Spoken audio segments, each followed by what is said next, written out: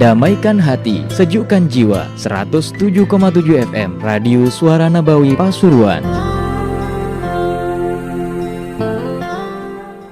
Bismillah, alhamdulillah. Wassalatu wassalamu ala Rasulillah sayyidina Muhammad bin Abdullah wa ala alihi wa sahbihi wa man walahu, la haula wa la quwwata illa billah. Malam hari ini adalah insyaallah sebagai penutupan sementara pengajian rutin Bondowoso Dia Ulami Diaur Rasul, dengan harapan mudah-mudahan insyaallah Allah berikan panjang umur kepada kita, sehat walafiat, bisa bertemu lagi insyaallah ada di bulan Syawal fi khair wa afiyah.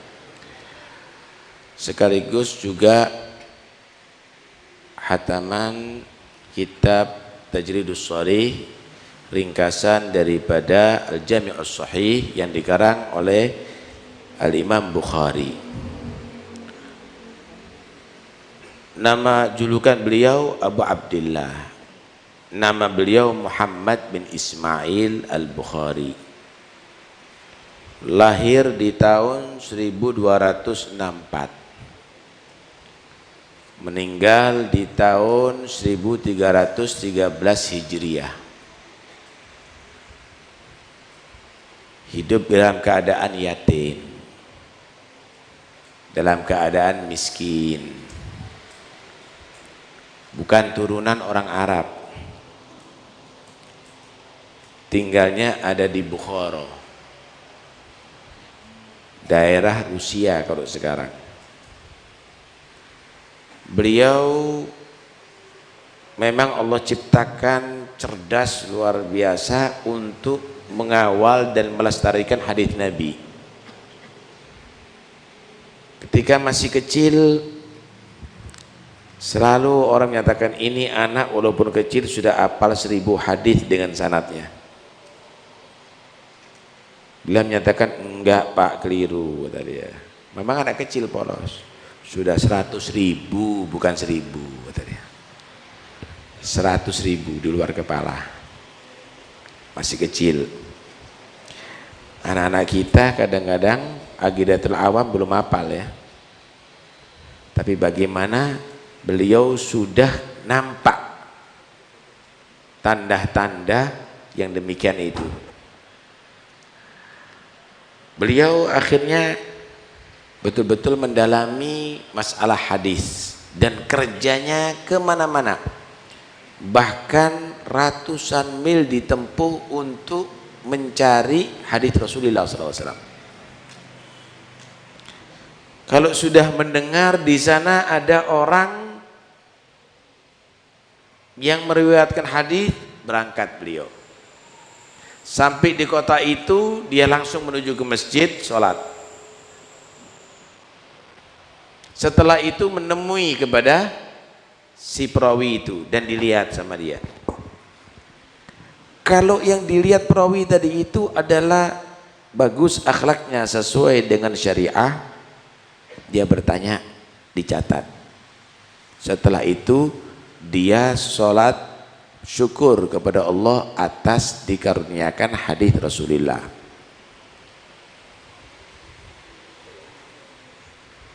Jadi beliau tidak pergi ke daerah untuk mencari fulus atau kulak dagangan, saudara. Tapi cari hadis Rasulullah. Berkah sekali. Dalam tempo 16 tahun, beliau bisa mengumpulkan sampai 600.000 hadis. Dari 600.000 hadis beliau teliti lagi sampai 5.000 hadis lebih yang dikumpulkan dalam Al-Jami'us Sahih.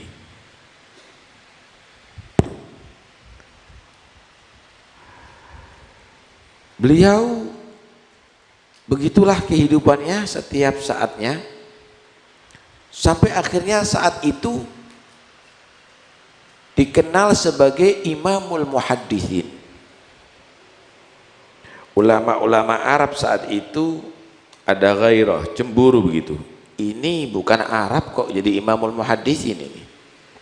Ketika datang ada di Irak, dites. Ingin mengetahui kecerdasan orang ini sampai di mana. Kumpul beberapa ulama membawa 100 hadis yang diacak-acak sanadnya. Sanad itu rijalul hadis, an fulan, an fulan, an fulan, itu sanad. Isi hadis namanya matan. Diacak-acak sanadnya. Satu membawa, gimana menurut anda wahai Bukhari, wahai Abu Abdillah Muhammad bin Ismail, hadis an fulan, an fulan, an fulan, an fulan, qala Rasulullah demikian. La a'lamu dzalik. Aku enggak mengetahui itu. Yang kedua, kalau ini hadis ini an fulan diacak-acak semuanya. La a'lamu dzalik. Sampai 100 pertanyaan la a'lamu dzalik. Dalam hati orang-orang ini, ya lah kalau jawabannya la a'lamu dzalik ya percuma. Setelah sampai 100 komplit pertanyaan yang diacak-acak tadi itu, ngulangi lagi beliau. Adapun pertanyaan yang pertama yang katanya an fulan, an fulan, an fulan, ini yang salah nih. Disebut lagi, itu tidak benar. Yang benar adalah an fulan, an fulan, an fulan. Adapun pertanyaan yang kedua yang an fulan, an fulan, an fulan, itu adalah salah. Yang benar an fulan, an fulan. 100 hadis yang salah dibenarkan dalam satu majelis. Oh, baru takjub. Ini berarti orang yang memang cerdasnya luar biasa, lebih dari komputer, saudara. Nah, ketika sebelum wafat ada di antara orang yang soleh melihat Nabi bersama para sahabat berhenti ada di satu jalan. Dihampiri dalam mimpi tadi itu sama si orang soleh ini.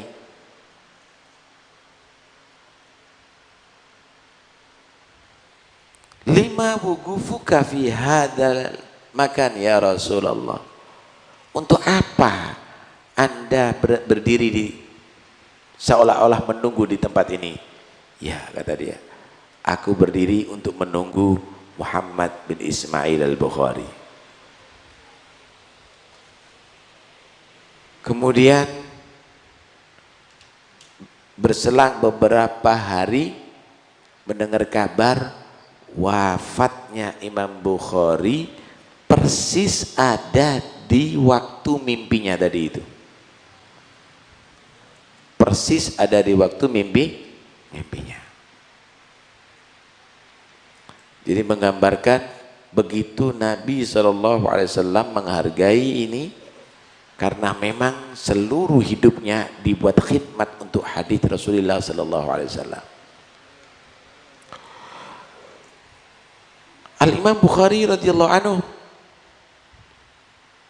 setelah meninggal dunia dan dikuburkan, Allah tampakkan karomahnya. Dari kuburan Imam Bukhari keluar bau harum yang sangat semerbak, yang bisa dicium oleh seluruh daerah itu. Sehingga berbondong-bondong orang bahkan dari luar daerah itu datang ingin mengambil berkah dari tanah kuburan Al-Imam Bukhari. Dan itu tidak satu hal yang menakjubkan, saudara, karena memang beliau khidmat untuk kalam Nabi sallallahu alaihi wasallam. Cobalah kita bandingkan dengan diri kita. Hadis Rasulullah sallallahu alaihi wasallam sudah ada dibukukan. Tapi membaca satu hadis saja setiap hari dari waktu kita nggak punya kesempatan. Tapi bagaimana seorang Bukhari tadi itu seluruh hidupnya untuk mengumpulkan hadis Rasulullah sallallahu alaihi wasallam. Karena itu Nabi pernah mendoakan khusus kepada orang yang demikian ini. Nabbarallahu imra'an sami'a maqalati fa'au'aha kama sami'. Semoga akan diterangkan menerangkan wajah seseorang yang mendengarkan magalati, ucapanku, kemudian disampaikan sesuai dengan yang ia dengar.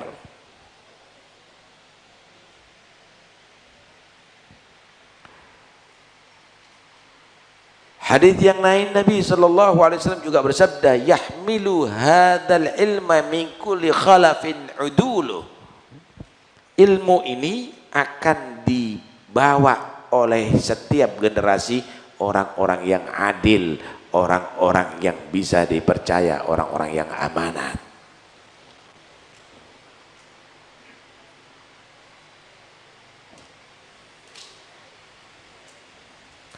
Karena itu jasanya sangat besar bagi kaum muslimin al-Imam Bukhari radhiyallahu anhu. Disinilah para salafus soleh yang dipelopori oleh habaib datu-datu kita.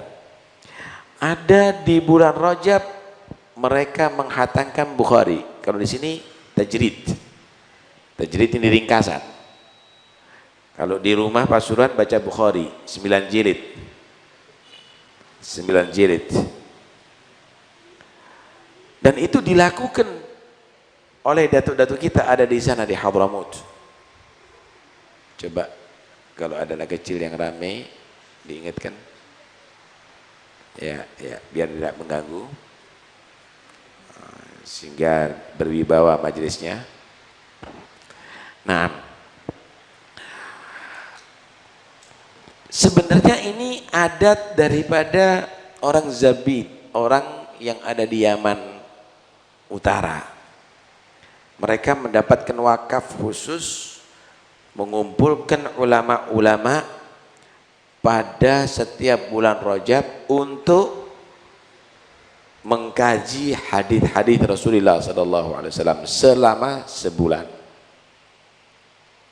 Akhirnya adat itu diadopsi oleh habaib yang ada di Hadramut untuk membaca hadis Bukhari pada setiap bulan Rajab selama 1 bulan. Dikatakan oleh mereka bahwa pembacaan Bukhari ini kalau dibaca dengan tulus dan ikhlas maka akan menjadi sebab penangkal daripada musibah. Karena itu insya Allah kita semuanya selamat dari corona. Ya baca hadis, ya baca, ya jangan bubar gara-gara corona nggak majelis ilmu, nggak baca hadis. Masa majelis ilmunya bubar kemudian diskotiknya tetap buka, ini tidak masuk akal. Tambah bala itu saudara. Nanti akan kita bahas. Ayo kita pelajari hadis Rasulullah yang sudah kita baca tadi. Walaupun tidak semuanya, walaupun sebagiannya. Hadis yang pertama dibaca. Mudah-mudahan dapat barokahnya Rasulullah. Anna Aisyah radhiyallahu anha anna Nabiya SAW ba'atha rajulan ala sariyah. Siti Aisyah menceritakan bahwa Nabi pernah mengirim satu orang untuk memimpin Sariyah. Sariyah itu adalah pasukan perang yang Nabi tidak memimpinnya dalam peperangan itu, tidak hadir. Kalau Nabi hadir namanya ghazwah, tapi ini Sariyah. Wa kana yaqra li ashabi fi salatihim fayakhtim bi qul huwallahu ahad. Orang ini aneh. Setiap ngimami salat baca Fatihah, baca surat Qul huwallahu ahad setelahnya. Baca Fatihah, baca surat Qul huwallahu ahad setelahnya. Qulna falamma raja'u dzakaru dzalika Rasulullah SAW. Ketika mereka sudah pulang melaksanakan tugas dari Nabi, menceritakan, ya Rasulullah, ini panglima kita ini aneh, setiap sholat kok baca Qul huwallahu ahad rakaat, pasti tidak pernah ditinggalkan. Faqala, maka Nabi menyatakan, saluhu, tanya sama dia. Tanya sama dia, kenapa dia melakukan itu? Li ayyi syai'in yasna'u dzalik? Kenapa dia melakukan itu? Fasa'aluhu, akhirnya mereka tanya, Panglima, antum ini kok setiap sholat baca qul huwallah terus, kenapa? Maka dia menjawab, li annaha sifatur rahman, karena di surat itu ada sifat ar-rahman, Allah yang maha rahmat. Wa ana uhibbu an agra, karena itu aku senang baca itu, karena di situ ada sifat Allah. Maka kasih kabar Nabi, gini alasannya ya Rasulullah. Maka Nabi menyatakan, akhbiru, kasih kabar dia ya, annallaha yuhibbu, Allah cinta sama dia. Hadis ini menerangkan bagaimana keagungan suratul Ikhlas. Bahkan dalam riwayat yang lain, thuluthul Quran, ta'dilu thuluthul Quran, thuluthul Quran. Suratul Ikhlas itu sebanding dengan sepertiga daripada Al-Quran. Karena itu kalau khatam Quran pasti kita baca 3 kali. Kenapa? Karena itu adalah ta'dilu thuluthul Quran. Sepertiga Quran, sepertiga Quran, sepertiga Quran, berarti sudah sempurna Quran. Dibaca 4 kali sebetulnya. 1 suratul Ikhlas untuk hatamannya, yang 3 adalah ta'dilul Quran kullah, berarti 3 kali dibaca sempurna seperti Quran 30 juz. Yang kedua, melakukan sesuatu hal yang tidak dilakukan oleh Nabi itu walaupun di zaman Nabi ada, dan Nabi tidak menyatakan itu bid'ah. Tak ulangi lagi ya, melakukan sesuatu hal yang tidak dilakukan oleh Nabi di zamannya Nabi sudah ada. Ini Nabi tidak melakukan setiap rakaat baca qul huwallahu ahad, enggak, tapi orang ini sendiri membaca itu. Karena itu keliru kalau ada orang mengartikan definisi bid'ah itu adalah yang tidak dilakukan oleh Nabi. Banyak yang dilakukan oleh sahabat tapi tidak dilakukan oleh Nabi. Di antaranya hadis ini hadis sahih ini. Yang lainnya banyak. Contoh, setelah Nabi salam, Nabi menyatakan, siapa tadi dalam qiyam, dalam i'tidalnya membaca Rabbana lakal hamdu hamdan katsiran thayyiban mubarakan fi, itu tidak dibaca oleh Nabi, tapi ada yang baca itu. Saya ya Rasulullah, ini sekarang malaikat belum berhenti mencatat pahalanya kamu ini. Bukan hanya 1 malaikat, banyak malaikat mencatat pahala kamu, belum berhenti sekarang. Nabi tidak menyatakan, kenapa kamu tidak baca seperti bacaanku?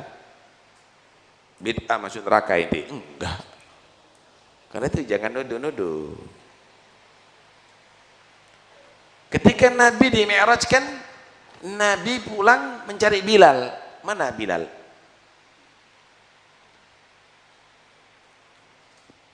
Kenapa ya Rasulullah? Aku mendengar suara terompamu ada di surga. Apa yang kamu lakukan? Kok kamu mendapatkan magom yang begitu, wahai Bilal? Rupanya Bilal ini pakai klompen atau apa, suaranya alhasil lebih rame daripada sendal yang lainnya. Maka Bilal menyatakan, tidak aku wudhu kecuali sholat setelahnya 2 rakaat ya Rasulullah. Kata Nabi, ilzamhu, terus lazimi itu sholat, wahai Bilal. Lah kalau kita terangkan banyak di sini. Karena itu keliru kalau definisi bid'ah itu yang tidak dilakukan oleh Nabi. Banyak para sahabat melakukan yang tidak dilakukan Nabi, tapi Nabi meridhoi.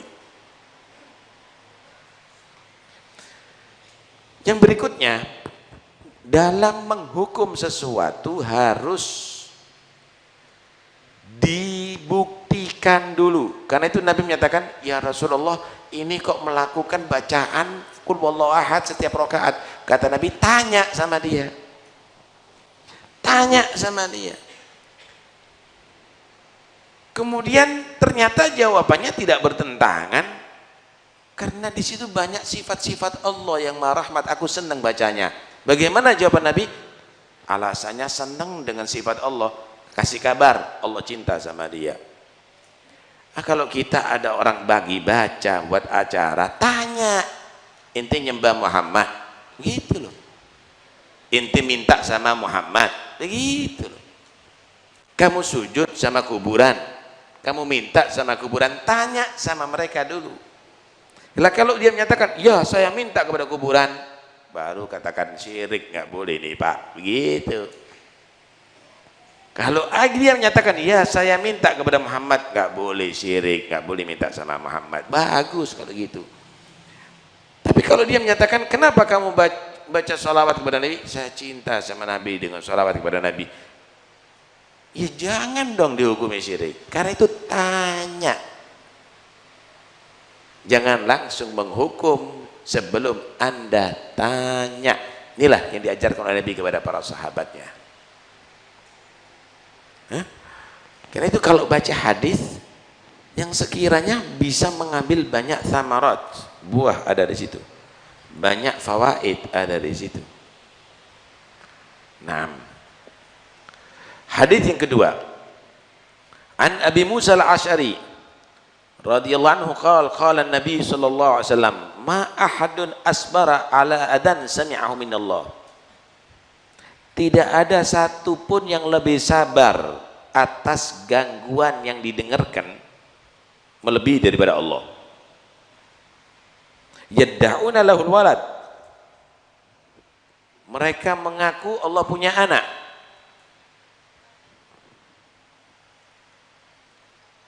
Tsumma yu'afihim, tapi Allah tetap memberikan afiah kepada mereka.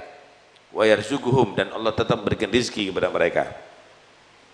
Saya mau tanya, kalau Anda belum kawin atau tidak kawin, katakan ini anaknya kamu, sama dengan menuduh apa? Zina. Ini dituntut pencemaran nama baik. Marah kita hajar itu orang, kita tuntut itu orang. Tapi bagaimana mereka mencemarkan nama Tuhan Allah yang tidak diperanakkan dan tidak memperanakkan, dituduh punya anak, saudara. Tapi bagaimana Allah tetap memberikan afiah kepada orang itu, dikasih sehat tetap. Padahal orang ini nggak berdaya loh tanpa Tuhan. Kalau seandainya mereka diberhentikan gerakan jantungnya, mati. Diberhentikan misalnya paru-parunya nggak bisa bernafas, mati. Tapi bagaimana tetap Allah berikan afiah, padahal setiap saatnya dia menyatakan anak Tuhan, anak Tuhan, anak Tuhan. Masih dikasih rezeki lagi sama Allah Subhanahu wa taala. Karena itu dua hal yang sini yang harus kita cermati. Pertama, jangan sekali-kali menyatakan tidak kafir orang kalau menyatakan Tuhan punya anak. Itu hukumnya kafir, itu pencemaran nama baik Tuhan. Kita wajib ingkar, wajib. Bukan berarti ingkar itu bakar gereja, enggak. Rubuhkan gereja, serang mereka, enggak. Tapi tidak boleh kita setuju ada kekufuran terhadap Allah. Kenapa? Ar-ridha bil kufri kufrun, ridha dengan kekufuran kafir hukumnya, saudara. Kalau ada orang menyatakan biarkan orang berzina, ini bukan negara Islam, biar sudah orang berzina, ridhonya Anda terhadap perzinaan lebih berat daripada dosanya berzina, tapi orang itu mengaku salah kepada Allah. Nah itu wajib ingkar pada setiap ada bentuk kekufuran atau bentuk kemaksiatan. Kedua, yang harus kita cermati dari hadis ini, Allah Subhanahu wa taala rahmatnya tidak pernah mengkhususkan kepada orang beriman saja di dunia, tapi umum. Karena itu Allah itu punya dua sifat, ada yang disebut Ar-Rahman, ada yang disebut Ar-Rahim. Sifat Ar-Rahman yaitu rahmat umum Allah. Yang mukmin, yang kafir semuanya dikasih afiyah. Yang mukmin, yang kafir dikasih mata melihat. Yang mukmin, yang kafir dikasih rezeki oleh Allah. Yang mukmin, yang kafir dibiarkan hidup di atas bumi. Tapi nanti ada di akhirat ada Ar-Rahim, sifat khusus untuk orang beriman. Orang kafir nggak dapat lagi rahmat, masuk neraka selama-lamanya, nggak ada rahmat lagi. Diperingan, fala yukhaffafu anhumul adab wala hum yunsarun, tidak akan diringankan adabnya dan tidak akan dibantu. Yang beriman diampuni dosanya, yang beriman ada yang masuk surga tanpa hisab, yang beriman ada yang ditutupi dosanya diampuni oleh Allah, yang beriman ada yang masih masuk neraka tapi dengan syafaat Nabi masuk surga Allah, dan seterusnya dan seterusnya. Rahmat khusus.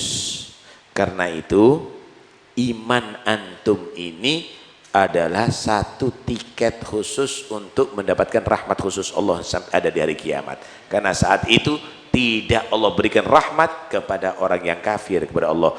Wamtazul yawma ayyuhal mujrimun alam ahad ilaikum ya bani adam alla ta'budu syaitan innahu lakum aduwwun mubin wa ni'buduni hadza shiratum mustaqim. Beda ya, nggak boleh orang mukmin sama orang kafir nggak boleh bersatu, pisah, mujrimun pisah. Sudah aku kan nyatakan buat perjanjian, jangan kamu beribadah dan taat sama setan, itu musuh kamu yang jelas. Ibadah kepada aku Allah, itu adalah jalan yang lurus agama Allah subhanahu wa ta'ala. Beda, harus beda, nggak bisa toleran ada di sana, nggak ada. Kalau di sini bisa bertetangga, tapi kalau ada di mahsyar pisah, hatta antara orang tua dan anak kalau memang berbeda iman, saudara. Panjang ini kalau kita ceritakan, tapi yang jelas antum mempelajari hadis Rasulullah. Tidak ada kalam yang lebih mulia setelah kalam Allah melebihi kalam Muhammad bin Abdullah. Karena itu beruntung sekali kita kalau dengan menyebut nama solehin akan turun rahmat, wakif dengan membaca hadis pemimpin para solehin yang diciptakan oleh Allah rahmatan lil alamin. Karena itu insya Allah semuanya dapat rahmat Allah subhanahu wa ta'ala. Amin ya rabbal alamin. Mudah-mudahan insya Allah majelis ini akan bisa membuka hati kita, semakin kita berselera untuk membaca hadis Nabi Muhammad SAW. Kalau malah ada diperlukan untuk dibahas dan dipertanyakan, silahkan. Assalamualaikum warahmatullahi wabarakatuh. Assalamualaikum warahmatullahi wabarakatuh. Ini pertanyaan pertama, Ustaz. Bagaimana kita menyikapi sebagian golongan yang menafikan Mi'raj Nabi SAW?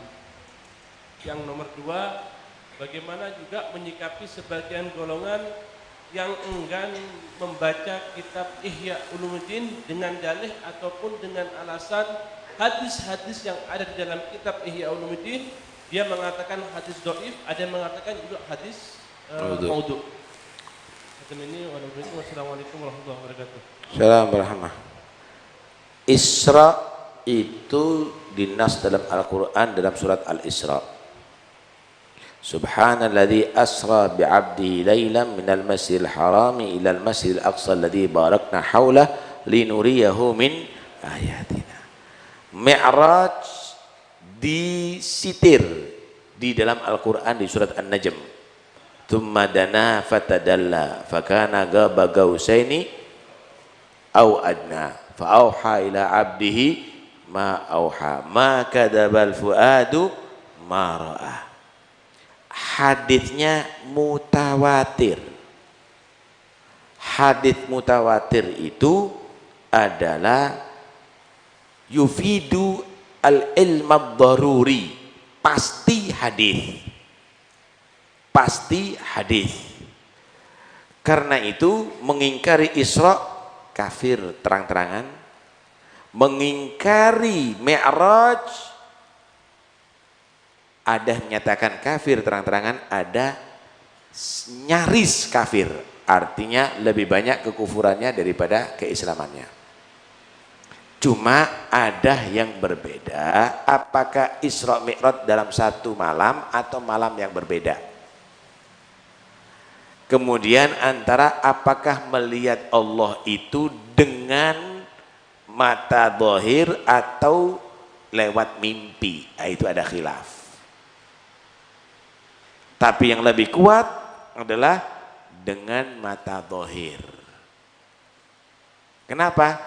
Karena saat itu Allah memberikan kepada Nabi Muhammad yang tidak diberikan kepada yang lainnya. Siti Aisyah pernah menangkal itu semuanya. Man qala anna nabiyya ra'a rabbahu faqad kadzaba. Siapa orang yang menyatakan Nabi itu melihat Tuhannya, itu bohong. Itu pendapat beliau. Tapi jumhur sahabat menyatakan la, bertemu dengan Allah. Hadis itu diperkuat daripada riwayat Abdullah bin Abbas. Jadi ada khilaf, memang ada di situ. Tetapi dalil-dalil tadi itu kadang-kadang selain hadis itu memaksakan bahwa ayat Quran, misalnya lantaroni, kamu tidak akan melihat aku, kata Allah kepada Nabi Musa. Dengarkan baik-baik. Nabi Musa itu adalah seorang nabi yang mendapat gelar kalimullah, wa kallamallahu Musa taklima. Tidak sebodoh itu Nabi Musa minta kepada Allah, Rabbi arini andur ilaik. Ya Allah, tampakkan aku bisa melihatmu. Kamu menyatakan nggak mungkin orang bisa melihat Allah. Kemudian Nabi Musa kenapa minta?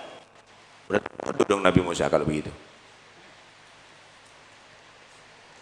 Nabi Musa tahu sebagaimana bisa mendengarkan kalam Allah dengan langsung, dia ingin meningkat pangkatnya, melihat Allah secara langsung.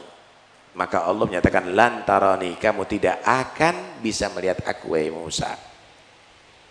Kalimat lantarani kepada Nabi Musa, lantarani bukan kepada semua orang. Lain kalau menyatakan lan uro, aku tidak akan bisa dilihat. Tapi kalimat itu khitabnya kepada Musa, lantarani, kamu tidak akan melihat aku. Di dunia dikasih gambaran, nggak mampu nih dunia untuk menerima zat Tuhan. Maka Allah menyatakan walakin indur ila jabal. Cobalah kamu lihat ke gunung itu Turi Sina, wahai Musa. Fa in istaqarra makanahu, kalau tetap tempatnya, fasaufa taroni, kamu bakal akan melihat aku. Coba kamu perhatikan, kalau gunung itu tetap kuat, fasaufa taroni, kamu bakal akan melihat aku. Berarti ada di situ roja, saufa taroni. Di dunia nggak bisa. Nanti di akhirat Allah menaskan dalam Al-Quran. Allah menaskan dalam Al-Quran, wujuhun yawma idin nadhirah ila rabbiha nadhirah. Tapi untuk Nabi Muhammad bukan bertemu dengan Allah di dunia, bukan juga di langit. Fanfasala anil alamin. Nabi itu sudah keluar daripada dua alam, alamul mulki dan alamul mulki wal malakut. Alamnya malaikat pun keluar. Hanya untuk Nabi Muhammad yang sampai ke alam khusus itu. Nah, karena itu jangan kita mengambil satu hadis kemudian kita jadikan itu semuanya peluru satu untuk membunuh 1000 daripada pendapat. Nggak bisa mas ente. koreksi pendapat-pendapat ini mengitsbat yang menetapkan bahwa Rasulullah bertemu dengan Allah Subhanahu wa ta'ala. Loh, bagaimana Nabi itu bertemu dengan Allah min ghairi kaifin wan hisarin waftarat alai khamsan ba'da khamsina farad. Kalau membahas tentang zat Allah bagaimana melihatnya lah berarti menghadap pada di wajah, ya itu berarti kamu sudah menjadikan alam itu seperti alam kamu, alamnya lain ya ikhwani. Karena itu sebagian ulama dalam mengartikan la tudrikul absar wa huwa yudrikul absar. Oh, tidak ada ru'yatullah itu, karena Allah menyatakan la tudrikul absar, tidak bisa dilihat oleh mata. Itu bukan nafyur ru'yah tapi nafyul idrak.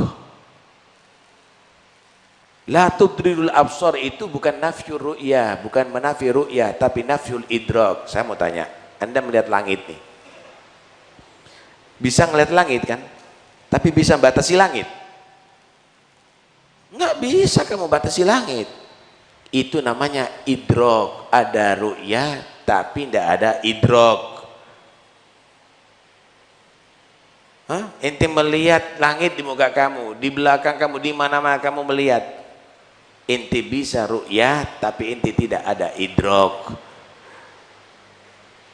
Allah maha suci untuk dibandingkan dengan langit, tapi yang jelas itu bukan nafyu ru'yah tapi nafyul idrak. Panjang nanti ini kita bahas masalah tauhid.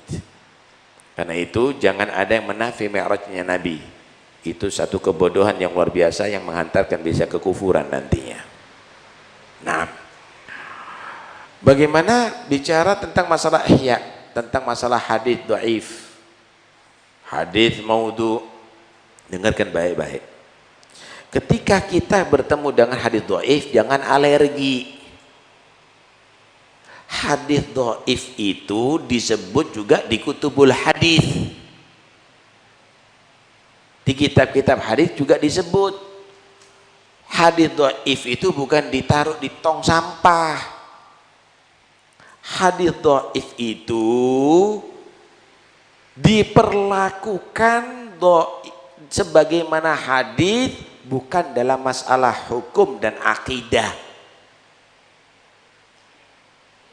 Boleh litarghib, untuk membuat semangat. Kadang-kadang hadis dhaif dibawa untuk supaya orang itu belajar ilmu agama, nggak apa-apa. Litarhib, untuk supaya orang itu meninggalkan hal yang tercela. Hadis-hadis dhaif dibawa juga untuk supaya orang tidak ghibah dan bohong misalnya.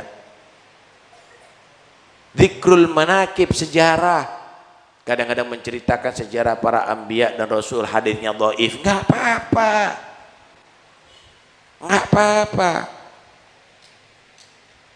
Lil managib itu namanya, banyak di situ bergunakan, dan itu ijma' muhadditsun, ijma' daripada orang ahli hadis. Ini orang nggak ngerti martabatul hadis. Ya, kalau hadis itu maudhu', kalau hadis itu maudhu', tinggalkan. Enggak, tinggalkan. Loh, tapi itu disebutkan dalam kitab, ya enggak apa-apa. Jangan kamu dibuat dasar. Tinggalkan hadits maudhu'. Cuma kadang-kadang ada khilaf antara ulama. Oh, ini wadha'. Oh, tidak, ini rijalul dhaif. Oh, ini adalah orang yang banyak memasuk hadis. Tapi ada yang menyatakan tidak, menurut imam ini bukan rijal, bukan orang-orang membuat hadis dhaif, tapi orang-orang dhaif. Ada khilaf. Karena itu udahlah, kalau belum waktunya membicarakan masalah hadis, inti baca kitabnya, renungi isinya. Ya, renungi isinya. Contoh ini banyak terjadi, bakal akan terjadi. Di Ramadan misalnya ada sholat tarawih. Wah, bawa ini hadis sahih, Nabi sholat 8 rakaat. Ini hadisnya sahih. Dia nggak tahu martabatnya, ini hadis ahad. Hadis ahad bukan hadis mutawatir.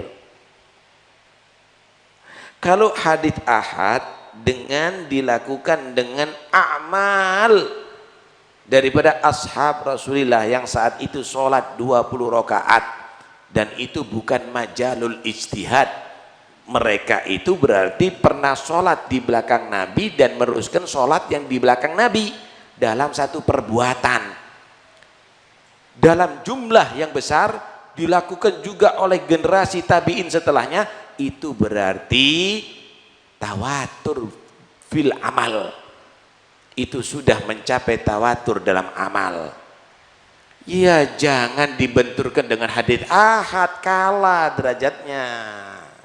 Karena ini sudah hampir ke ijma, karena riwayatnya tawatur fil amal sampai sekarang. Karena itu kalau belum mengenal ilmu hadits, jangan bicara masalah hadits. Jadinya akhirnya kelihatan al-gobloku. Tetap afdolnya 20 rakaat, Mas. Ana sudah buat risalah itu. Antum bisa telepon Torif, bisa ngirimkan, bisa antum bagi kepada orang-orang khawas ada di sini, supaya nggak ada jadi polemik dari masalah itu.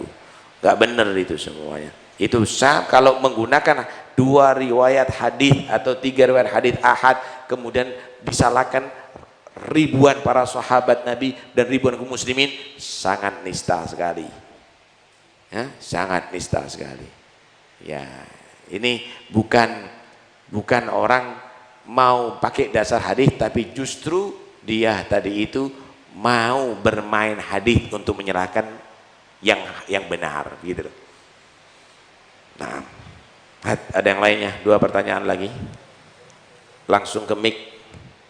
Langsung ke mic. Mic-nya udah disiapkan. Yang satunya langsung mendekat ke sana. Jadi nanti langsung apa? Antum ke sana. Ya. Itu ada mic itu. Oh, ada mic-nya. Oh ya, terus. Itu bukan di cetek. Mic. Mana yang ngatur mic?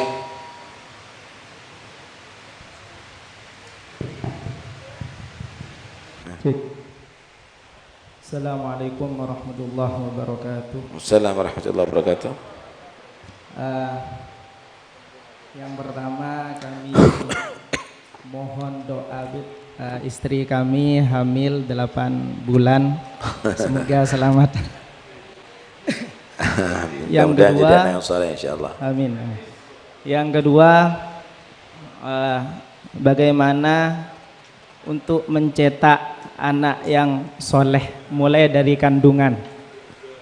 Yang nomor 3, permohonan dari kami, mohon ijazah kitab sholawat dalailil khairat.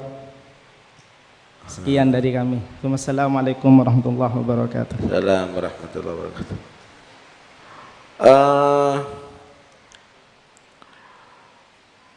Harapan mempunyai anak yang soleh itu adalah harapan yang sangat mulia.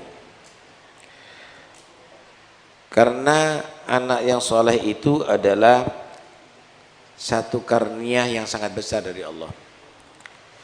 Ni'amul ilahi 'alal ibadi katsiratun wa ajalluhunna salahul auladi. Nikmat Allah itu yang dikarenakan kepada hambanya banyak sekali.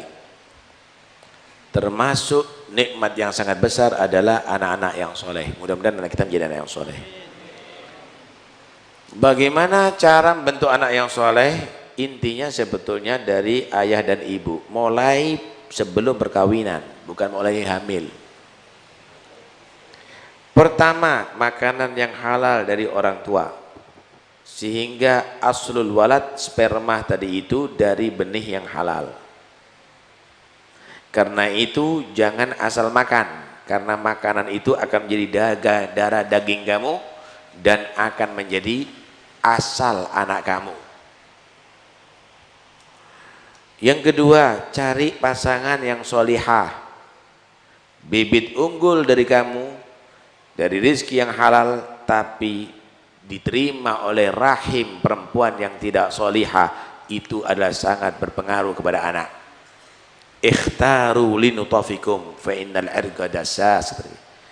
Pilih wadah mani kamu, karena watak daripada ibu akan juga menurun kepada anak nantinya. Jangan hanya terpampang dengan keelokan wajah, tapi ad-din, agama yang harus menjadi ukuran utama. Dalam satu hadis Nabi juga mewarning, iyyakum wa khadra ad-dimam, hati-hati kamu dengan hijau tapi menjijikkan, yang kotor. Wa ma hiya ya Rasulullah, apa yang dimaksud ya Rasulullah?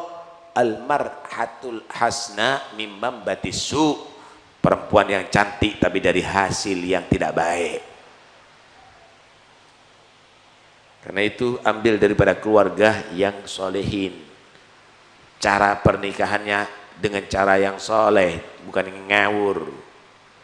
Kemudian hasilnya juga daripada orang tua yang soleh, jadikan itu ibu anak anda.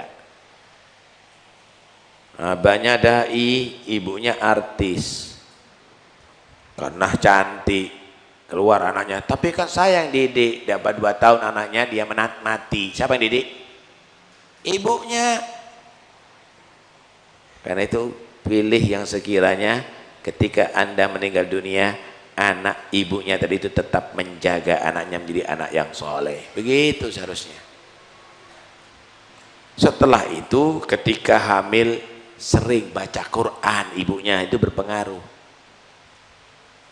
Begitu juga rizki yang halal dari orang tuanya, doakan selalu, Rabbana Rabbij'alni muqimas shalah min dzurriyyati Rabbana hab lana min azwajina. Doakan setiap saatnya, itu doanya para nabi, itu minta turunan soleh. Kemudian setelah lahir lakukan sunnah-sunnahnya Nabi, diadani, kemudian dihalak, dikeka kalau dia mampu.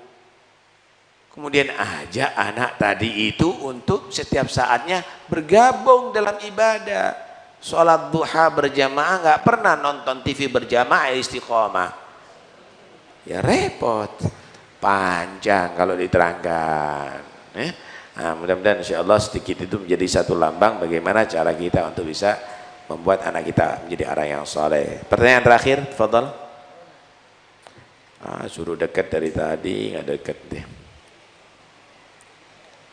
Oh, ya. Assalamualaikum warahmatullahi wabarakatuh. Salam rahmah. Alhamdulillah, terima kasih kepada Adik Taufik, dan kami juga berharap semua yang hadir di akhirat diakui sebagai jamaah Habib Taufik. Allah mengusurna di surga. Pertanyaan kami yang pertama, bagaimana seandainya ada komunitas atau kaum yang atau kelompok yang tidak mengakui adanya akan muktabarnya Muhammad bin Ismail Al-Bukhari. Tidak mengakui apa? Tidak mengakui akan kemuktabarannya, akan kemuliaan dan kesohihan apa yang telah beliau sampaikan. Bagaimana sikap kita? Dan yang kedua, bagaimana seandainya di majelis kita minta kepada Nabi Muhammad SAW dengan kalimat Ya Rasulullah isfa' lana. Karena tadi kami mendengar bahwa minta sama Rasulullah kurang pas. Dan yang terakhir pertanyaan kami adalah tentang sifat Ar-Rahman Ar-Rahim yang telah Habibana sampaikan, bahwa kalau Ar-Rahman itu adalah merupakan rahmah lil umum, lil am, yang saat ini kami rasakan dan juga di seluruh masyarakat Indonesia, juga bahkan sedunia, melihat wajah yang saat ini kayak getir, ada khauf gitu. Ada kekhawatiran yang besar dengan adanya penyakit atau virus yang bernama corona. Ini bagaimana dengan sikap Rahman Allah? Iya. Jadi Yeah. sekaligus minta solusi dengan bagaimana yang saat ini banyak pendidikan yang diliburkan, sekaligus sikap kita harus bagaimana. Demikian, terima kasih. Yeah. Wassalamualaikum warahmatullahi wabarakatuh. Assalamualaikum. Pertanyaan pertama itu apa? Imam Bukhari. Begini loh, kalau kita menilai siapa yang dibicarakan, siapa membicarakan, gitu loh. Kalau ada misalnya Maradona pemain sepak bola yang bagus, kemudian ada orang Bondowoso lumpuh lagi, dia menyatakan goblok Maradona misalnya. Lah Anda kan bisa menilai ini yang digoblok siapa, yang goblok-goblok siapa gitu. Anda akan paham kok dengan itu semuanya. Imam Bukhari diakui oleh siapa, yang tidak mengakui itu siapa? Bandingkan aja. Bandingkan aja. Suruh ngartikan wadduha bisa nggak? Bingung juga dia. Ditanyai misalnya dalilnya misalnya mengeluarkan fusa, misalnya mengeluarkan kentut itu membatalkan wudhu, apa nggak ngerti. Lah dibandingkan aja. Lah capek kita kalau kita mau berurusan dengan orang yang tidak ilmiah. Ya capek kita, jangan buang-buang waktu. Jadinya akhirnya bingung nanti. Sekarang saya mau tanya, kira-kira Anda mau percaya kalau ada laler sombong dia mengumumkan saya akan banting itu gajah? Anda kan tertawa, lucu itu lalernya ini. Ini akhirnya seperti pemain kartun. Gajah mau dibanting sama laler, kan gitu, sama nyamuk. Begitulah harusnya kita menilai, ini siapa ini orang ini, belajarnya nggak jelas, bahasa Arabnya korat karit misalnya, kemudian dia menyatakan Bukhari ini adalah bukan muhaddits, kemudian keliru semuanya, tidak muktabar semuanya. Udahlah, biar berlalu, capek kita. Itu pelajari aja isinya biar menjadi orang yang ngerti ilmu agama. Ya, jadi nggak usah diladenin, percuma. Ya, nggak usah diladenin. Yang kedua, bagaimana kalau kita menyatakan ya Rasulullah isfa'ni fi hajati indallah, itu ajaran Nabi sebetulnya. Ada hadis itu ya, yang kepada dharir. Nabi mengajarkan untuk minta kepada beliau untuk beri syafaat, dan itu bukan minta kepada Nabi, itu minta kepada Allah melalui syafaatnya Nabi Muhammad. Jadi itu ada hadisnya.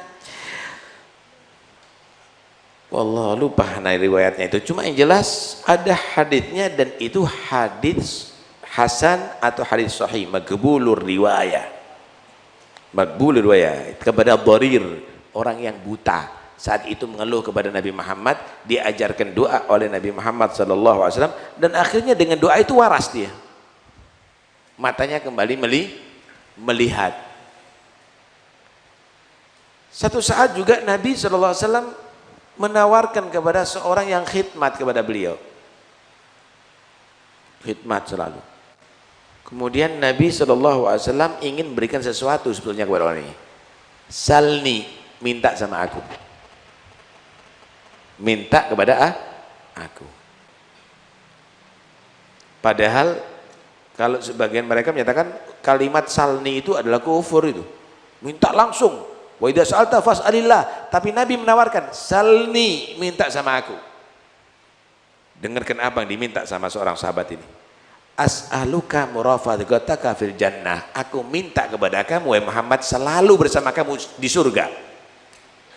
Urusan surga bukan urusan Nabi, tapi yang diminta adalah bersama Nabi ada di surga, dan minta kepada Nabi as'aluka. Ada baca Riyadhus Shalihin itu juga ada itu, as'aluka murafaqataka fil jannah. Kemudian Nabi menyatakan kufur ini, enggak. Syirik kamu, enggak. Karena Nabi tahu orang ini minta kepada Nabi, meyakini bukan Nabi yang ngasih, tapi Allah yang memberi. Innama ana qasim wallahul mu'ti. Aku ini cuma yang bagi, kata Nabi, Allah yang ngasih. Hadza ata'una famnun au amsik bi ghairi hisab. Inilah pemberianku, terserah kamu, kamu boleh kasih kepada yang lain, kamu tidak kasih kepada yang lain. Kita ini kalau minta ilmu kepada orang, itu berarti bukan orang itu yang ngasih ilmu, cuma bagi ilmu. Ilmunya dari Allah. Nabi tahu itu. Karena itu Nabi menyatakan apa? A'inni bi kathratis sujud. Bantu aku ya untuk mencapai cita-citamu dengan banyak sholat, dengan banyak sujud kepada Allah. Hadis ini menggambarkan kalimat itu ada yang majas, ada yang hakiki. Kalau kalimat itu majas, jangan dikatakan hakiki, harus ditakwil. Harus ditakwil. Kalau ente artikan hakiki, itu namanya kamu tidak mengerti. Contoh nih, contoh. Jarol ma'u, jaro ya jeri itu apa artinya? Lari. Jarol ma'u, lari itu air. Dan dua sekali. Lah itu bukan kalimat hakiki, itu majas. Jarol ma'u mengalir itu air, salah mengalir itu air. Lah kalimat-kalimat itu jangan kamu artikan dengan hakiki. Kalau itu majas harus ada takwil. Tumbitul akru ardu mim bakriha wa qitaiha. Bumi menumbuhkan daripada hasil-hasil buminya, ada sayur mayur, ada ketimun dan lain-lainnya. Sebenarnya bukan bumi yang menumbuhkan, Allah menumbuhkan di bumi itu. Ibu telah melahirkan anak, nggak ada ibu melahirkan. Allah yang melahirkan itu anak melalui ibu. Lah itu ditakwil, diartikan yang bisa dicerna oleh manusia. Nah, kadang-kadang orang ngartikan lain. Pejabat itu lagi duduk ada di kursi tahtanya. Oh, berarti ono kursi nih. Ya bukan. Takwil, ditakwil. Jangan diartikan hakiki, keliru semuanya kamu menilai kalau begitu. Nah, karena itu kalimat itu adalah kalimat-kalimat majaz sebenarnya yang harus ditakwil dalam mengartikannya. Bukan minta itu kepada Nabi, minta kepada Allah, tapi melalui syafaatnya Nabi Muhammad sallallahu alaihi wasallam. Kan begitu. Nah, kemudian yang berikutnya masalah corona. Nah, penting itu sebetulnya, jangan panik kita ini. Ini corona ini sebenarnya peringatan dari Allah untuk kita kembali kepada Allah. Man khafal asad haraba minhu wa man khafallah raja'a ilaihi. Kalau kita takut dengan macan, caranya selamat jauhi macan. Kalau kita takut balak dari Allah, jangan jauhi Allah, semakin dekatlah kepada Allah. Kembali kepada Allah Subhanahu wa taala. Siapa yang akan menyelamatkan dari corona? Siapa? Dokter yang sudah masuk istana kok. Siapa yang akan menyelamatkan? Nggak ada. Nggak ada yang bisa menyelamatkan, saudara. Kembali kepada Allah, minta kepada Allah. Sallallahu al-afiyah.